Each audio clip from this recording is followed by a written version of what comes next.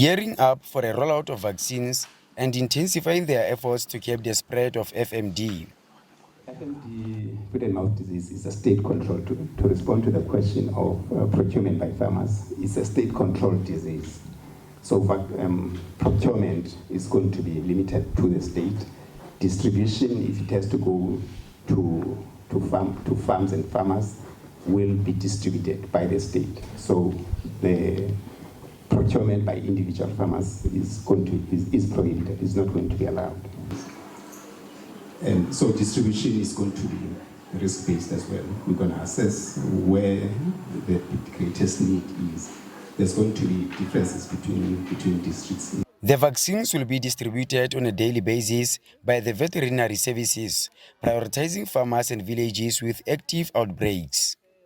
The principle is that each day an MEC or a premium goes for vaccination.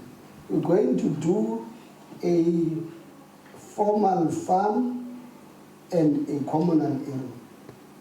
We want to do the balance so that there's no complaint of people who says you've overly attending communal areas or you have forgotten us in communal areas and formally attending only commercial, and I don't want to say commercial, I'm saying formal farm.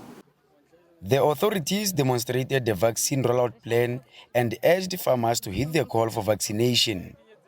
They must communicate with traditional authorities, their chiefs and their headmen and their kings. They must communicate with ward councillors.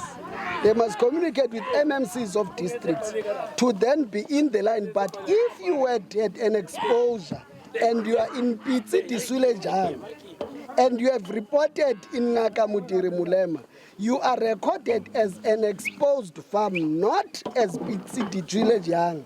When they determine the priority, you are going to be a priority irrespective of the area we are.